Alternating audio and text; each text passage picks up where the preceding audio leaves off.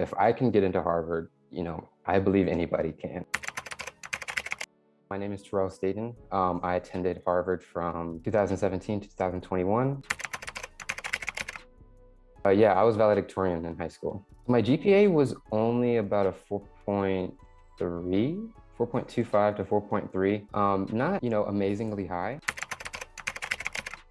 So it was a public high school. I actually lived overseas in Naples, Italy. My dad was assigned to a Navy base. And so, there they have, a base, they have an American school. It was a relatively small school, relatively small class. I spent my 7th through 12th grades there.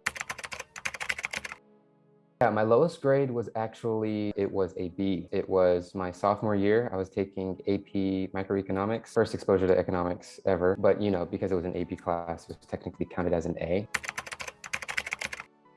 So on the SAT, I believe I got a 1420. It was my second time taking it. This was like less than a year after they had readjusted the whole scoring system. For the ACT, I only took it once. I got a 30. Yeah, not, crazy impressive, but it was a pretty decent score.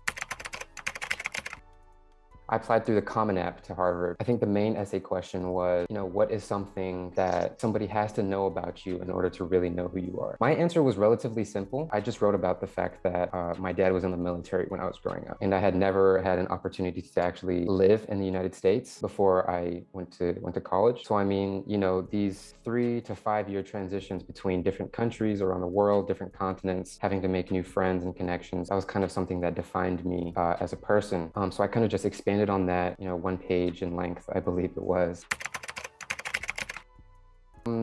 If I can remember correctly, I think I had like one of my friends read over it like the day before I submitted the application. I had finished the essay. I was in one of my classes in the afternoon, and one of my friends was sitting next to me. So I said, "Hey, you mind reading over this and telling me what you think?" And he thought it was good, and so I submitted the Common App the next day. Before I really began writing about it, I kind of already knew what I wanted to say. Having this, experience of kind of living overseas in different countries and having to move very often, that was something that I had already talked about with different people in different places. Honestly, I spent maybe less than 5 to 6 hours writing it and just making sure that, it fit the word count and that I really got down what I wanted to say in a 1 page length. I took 1 my sophomore year, 2 my junior year, and 3 my senior year. So, a total of 6 AP classes. I would say for the most part, AP classes actually do somewhat prepare you for the material that you might learn in college, especially like, your introductory classes. Yes, I did have to do an interview. He was a really cool guy. I think his name was Mike or something like that. So he was in charge of interviews for people applying from my region. I was applying from overseas, but not necessarily internationally. He basically told me to just, not really worry about it. I think the main question that he wanted me to expand upon was, how would you describe, the social atmosphere of your high school? If you're applying to Harvard, I can safely say that they're not going to grill you with your interview questions for your application. Yes, so I played football and basketball every single year in high school, and then I also ran track my freshman year and my senior year. Yeah, so I didn't really get into many extracurriculars until my junior year. So my junior year, I joined Spanish club. It was kind of it wasn't really a formal club. I joined student council my junior year as treasurer, and then I kind of used that experience to run for president during my senior year. So not a long list of extracurriculars, but I was definitely involved. Yeah, I applied to seven different schools, and Harvard was the only Ivy League that I applied to. I kind of just applied to Harvard just to do it, but I think the only other school that I would consider a reach was Rice University. That was kind of like my second option after I had already got accepted to Harvard. I got into Rice, I got into UCLA, I got into UCSD, to UF, University of Florida, I got into FSU, I got into Georgia Tech, and I also got into Berkeley. Whenever you feel lost or whenever you feel confused or, you kind of feel like you don't know what you're doing or you feel like, you're not supposed to be here, there are, literally thousands of other people who feel the exact same way. So, I mean, even at a place like Harvard, you would assume that, every single student has it all figured out. They know what, career path they want to go into. But that's just not true. Everybody's really kind of in the same boat for the most part. Nobody knows what the next semester is going to look like. Nobody knows what the next year is going to look like.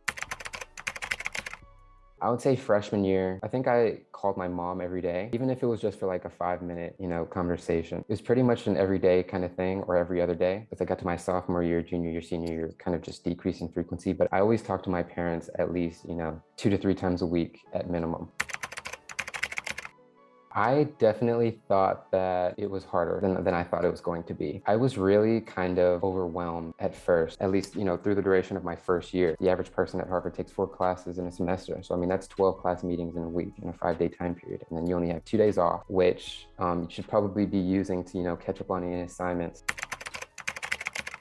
So if I could go back and talk to maybe freshman year me at Harvard, I would probably tell him to don't really try to fit into the academic atmosphere that you might be experiencing at the moment. This could apply to, anybody at any school. You're always going to want to try to fit into, what you might think, would give you some sort of social capital, would kind of give you some clout, I guess, but don't give into those pressures. At a place like Harvard, there's always this invisible kind of pressure on you to always be succeeding in what you're doing and always to have that next step figured out immediately.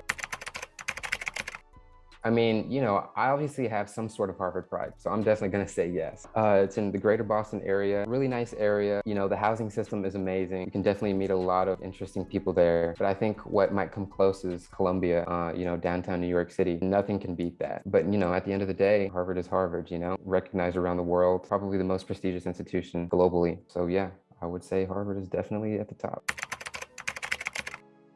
I would say, college applications can be stressful. If I can get into Harvard, I believe anybody can. I came from very small high school, not too academically ambitious, not too socially ambitious. So, I mean, if I can make it, then, anybody can make it.